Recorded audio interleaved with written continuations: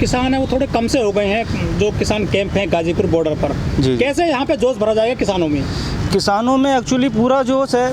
कुछ किसान नेताओं ने यहाँ पे लोगों को आने के लिए रोक लगा दी है इसको देखते हुए, और मुझे ये लगता है कि मोदी जी और अमित शाह जी बहुत जल्दी सिंधु बॉर्डर पे और गाजीपुर बॉर्डर पे किसानों से मुलाकात करने आएंगे। अच्छा, लगता है आपको? जी। लेकिन तो वार्ता भी नहीं कर रहे हैं अब तो किसानों से। नहीं, एक्चुअली कल एक न्यूज़ चैनल में दिखा रहे थे, वो इंटरनेशनल न्यूज़ चैनल में, कि हम वार्ता करने के लिए तैयार हैं, सिंधु बॉर्डर जाने के लिए तैयार हैं। ये मोदी जी ने अपने मुँह से कहा है। लेकिन वो वार्ता तो करते हैं, लेकिन किसानों की मांग तो मानते नहीं वो। नहीं, वो किसानों की मांग भी मानेंगे। अब तो जब उनसे मुलाकात होगी, इस विषय पे वार्ता होगी, तभी कुछ पता चल पाएगा।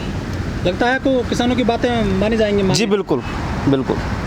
लेकिन 5.5 महीने के दौरान किसान बार बार गए हैं, वार्ता करी है। किसान कहते हैं कि तीनों किसानों के जो कानून वापस हों, इससे अलावा हमें कोई पसंद नहीं है कुछ बातें। जी जी बिल्कुल, ये कानून वापस होंगे और मोदी जी इस चीज़ को मानेंगे और ये कानून वापस करेंगे। लेकिन जो कृषि मंत्री हैं वो तो कहते हैं कि ये जो कानून है ये बिल्कुल बढ़िया है किसानों के लिए, इसमें कुछ भी काला नहीं है और हम इनको वापस नहीं लेंगे। जी नहीं, ये कानून अच्छे नहीं हैं, बल्कि हमारी ज़मीन अडानी अंबानी जैसों को बेचने का प्लान है। हमारा देश और भी महान हो जाए, कि हमारा देश और भी महान हो जाए अगर हर हिंदू भाई स्वामी विवेकानंद और हर मुसलमान कलाम हो जाए। लेकिन इस सरकार में तो APJ कलाम को भी जो है एक धर्म विशेष के व्यक्ति हैं, उन्होंने उनको जिहादी बोल दिया। नहीं, उनको ऐसा नहीं बोलना चाहिए। ये तो उच्च स्तर के नेता हैं और देशभक्त हैं। आरोप लगाया गया था कि अब्दुल कलाम जी ने पाकिस्तान को जो है अपनी जानकारी सौंपी थी मिसाइलों की। जी नहीं, ऐसा नहीं है। हिंदुस्तान को मिसाइल मैन के नाम से, उन्हीं के नाम से जाना जाता है, कलाम साहब के नाम से। अच्छा जी। लेकिन ऐसा आरोप क्यों लगा रहे लोग उन पे? वो जो लोग आरोप लगा रहे हैं वो खुद आरोपी हैं। कि मुल्ला को मस्जिद में राम दिखाई दे, पंडित को मंदिर में रहमान दिखाई दे। हिंदुस्तान तब बदलेगा जब इंसान को इंसान दिखाई दे। जय जवान जय किसान। समीर जी, ये गाजियाबाद डिस्ट्रिक्ट है यहाँ से कुछ दूरी पर, और वहाँ पे एक दासना है जी जगह, वहाँ एक मंदिर है जी। वहाँ के जो पुजारी हैं उन्होंने बाकायदा मंदिर पे बोर्ड लगा दिया है कि धर्म विशेष के लोग इस मंदिर में एंट्री ना करें, मतलब मुसलमान इस मंदिर में ना आए कभी भी। जी, ये उनकी ये सोच पे निर्भर करता है। बल्कि हमारे गरीब नवाज की दरगाह है अजमेर शरीफ के अंदर, वहाँ 90% हिंदू लोग ही जाते हैं, वहाँ खिदमत भी करते हैं, लंगर भी कराते हैं, हमारी बहन बेटियाँ परिवारों के बीच में बैठते भी हैं, हमें कोई ऐतराज़ नहीं उनसे। तो ऐसे लोग करना क्या चाहते हैं जो ऐसा विरोध करते हैं? ऐसा जो विरोध करते हैं वो देश को बांटना चाहते हैं। देश को बांटना चाहते हैं जी। कुछ लोग कहते हैं कि जब से मोदी सरकार आई है देश में, तब से देश को मजबूती मिली है, खासतौर पर जो हिंदू लोग हैं उनको मजबूती मिल गई है। जी ऐसा कुछ नहीं है, केवल देश को बांटा गया है। जी। सरकार जो काम कर रही है सही नहीं कर रही क्या आम आदमी के लिए? नहीं, कुछ काम ठीक नहीं हो रहा है। जनता बहुत परेशान है, लोग रोज़गार से परेशान है, लोगों को खाना नहीं मिल पा रहा है टाइम से, देश का GDP बहुत ज़्यादा गिर चुका है, लोग काफ़ी परेशान हैं। लेकिन युवा कहते हैं कि देश मजबूत हाथों में आज। नहीं, मुझे तो कुछ ऐसा खास नहीं लग रहा है। मजबूत नहीं लग रहा था? जी नहीं। कहते हैं कि मोदी जी ने पूरी दुनिया में डंका बजा दिया है इंडिया का। नहीं, मुझे नहीं लग रहा। मोदी जी फेल कैसे हैं? कुछ नज़र नहीं आ रहा उनका। 7 साल के अंदर क्या हुआ काम, कुछ नज़र नहीं आ रहा, कुछ भी नज़र नहीं आ रहा। देश को उन्होंने जो सैनिक शक्ति है हमारे देश की, उसको मजबूती मिली है।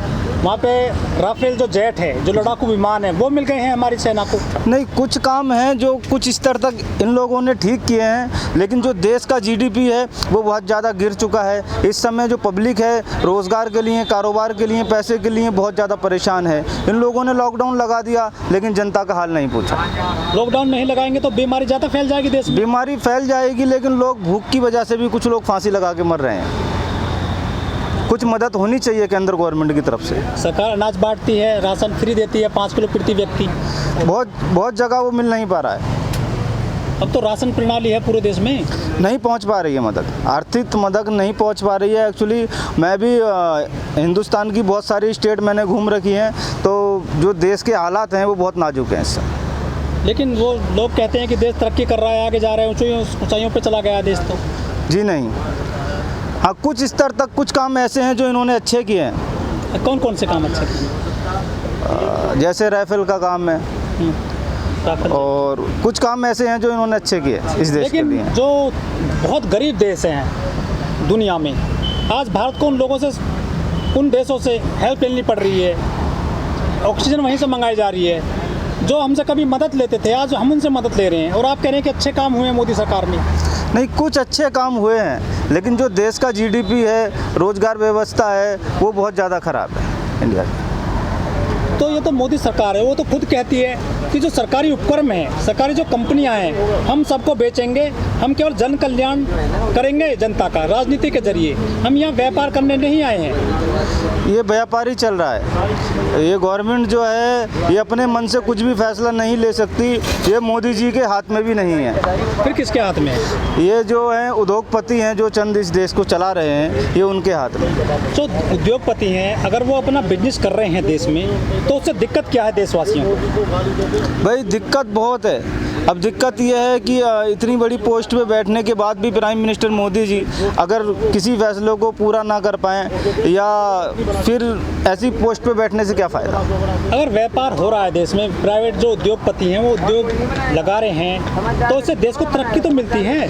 हाँ, हमें उससे कोई प्रॉब्लम नहीं है। अब इन्होंने काले धन का वादा करा था, काला धन कहाँ वापस आया इंडिया के अंदर? आप बता दीजिए। जो धन था हमारे पास वो भी चला गया। वो तो अमित शाह ने कहा था कि वो तो जुमला था एक। हाँ, जुमला ही था, और क्या था ये बताइए आप। इतना मतलब मैं ज़्यादा नहीं, बस 20 से 25 लोगों के नाम खोलता हूँ मीडिया के सामने, केवल ये उन लोगों को पकड़ लें, इंडिया का कर्जा भी माफ़ हो जाएगा और इतना धन और इतना पैसा आ जाएगा हिंदुस्तान में कि किसी चीज़ की कमी नहीं रहेगी। लेकिन मोदी जी तो कहते हैं अक्सर कि हमने देश से दलाल ख़त्म कर दिए हैं, काले लोग ख़त्म कर दिए हैं। वो खाली एक बस जुमला ही बोलते हैं। मतलब अभी भी जो हमारे देश में हैं, जी बिल्कुल, बेईमान लोग जी। लेकिन बहुत सारे लोग देश छोड़ के चले गए हैं। हाँ, काफ़ी सारे जो चोर लोग थे वो इंडिया छोड़ के भाग चुके हैं, लेकिन उनको इंडिया फिर बुलवाना पड़ेगा, वो फिर आएंगे। हमारी टीम जाएगी, आईबी की या सीबीआई की टीम जाएगी, उनको इंडिया लेकर के आएगी। और किसान आंदोलन को 6 महीने हो जाएंगे कुछ दिनों के बाद में, कुछ सफलता नहीं मिल रही है, राशन भी लगभग ख़त्म हो गया है, कैसे चलेगी गाड़ी किसानों की आगे? जी, यहाँ पे अभी भी 1 साल का राशन लोगों के पास पड़ा हुआ है, और रोज़ राशन यहाँ पे गाड़ियों से आता है। राशन की कोई कमी नहीं है, और बहुत जल्द अमित शाह और मोदी जी और उत्तर प्रदेश के सीएम योगी आदित्यनाथ जी किसानों से मिलने आएंगे और बात करेंगे। अगले साल चुनाव होने वाले हैं उत्तर प्रदेश में विधानसभा के। इस आंदोलन का कुछ असर पड़ेगा चुनावों पे? जी बिल्कुल पड़ेगा। जब इन पे असर बंगाल के अंदर पड़ा, अगर इन्होंने किसानों से वार्ता नहीं करी तो उत्तर प्रदेश भी इनके हाथ से जाएगा। अच्छा जी, मतलब चुनाव हार जाएंगे? जी बिल्कुल हारेंगे।